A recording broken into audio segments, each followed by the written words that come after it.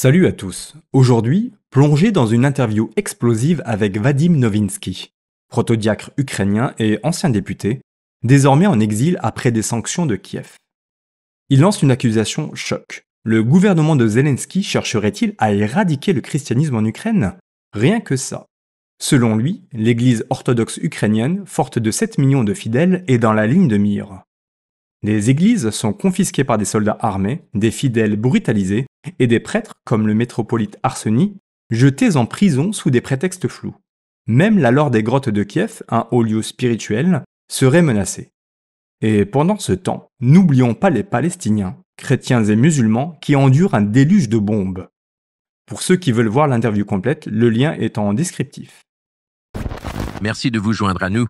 Je pense que très peu d'Américains comprennent à quel point le gouvernement ukrainien sous Zelensky a persécuté l'Église orthodoxe ukrainienne. Pouvez-vous nous donner un aperçu de ce que votre gouvernement a fait à votre Église? Malheureusement, notre gouvernement, dirigé par Zelensky, a lancé une campagne de persécution et de répression contre l'Église orthodoxe ukrainienne, la plus grande Église d'Ukraine, la plus grande confession chrétienne du pays. Avant la guerre, il y avait 12 000 paroisses et 7 millions de fidèles dans l'Église orthodoxe ukrainienne. Et malgré le fait qu'il s'agisse de la plus grande confession et que 95 à 97% aient voté pour Zelensky comme président de la paix, il fait cela à notre Église. Il persécute et opprime notre Église. Au cours des 10 dernières années, la persécution s'est intensifiée et actuellement, en ce moment même, cela conduit à des conséquences terribles.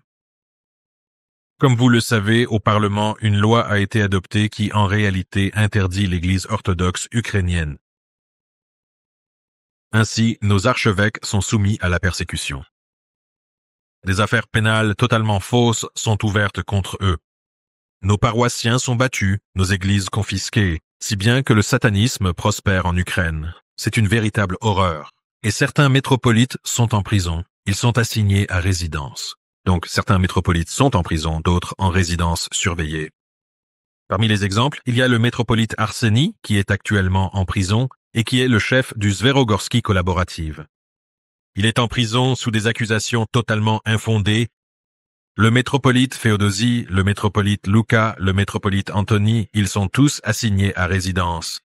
Un autre exemple important est le métropolite Longinus, qui a en fait un orphelinat dans son église où vivent plus de 600 enfants handicapés. C'est un homme plein d'amour et il est pourtant persécuté simplement parce qu'il reste fidèle à l'Église orthodoxe ukrainienne. Et cela malgré le fait qu'il aide les gens de toutes les manières possibles. C'est un homme d'amour. Chaque jour, des églises et des temples sont saisis par des soldats armés de mitraillettes qui entrent, expulsent les prêtres, frappent les fidèles, les enfants, les personnes âgées, les femmes, d'innombrables prêtres. D'innombrables tentatives ont eu lieu à Tchernivtsi, un temple qui a été la cible de tentatives de prise de contrôle. Donc cela se produit chaque jour, partout en Ukraine. En ce moment, il y a des tentatives de prendre la cathédrale de Tchernovskaya, de nombreuses tentatives, et bien sûr, on ne peut qu'éprouver un profond mécontentement face à ces événements, et on ne peut s'empêcher de craindre que nos églises continuent de subir cette persécution de la part du gouvernement. Il est important de comprendre l'atmosphère qui règne actuellement dans le pays. C'est essentiellement l'incitation à la haine qui constitue la base de la politique.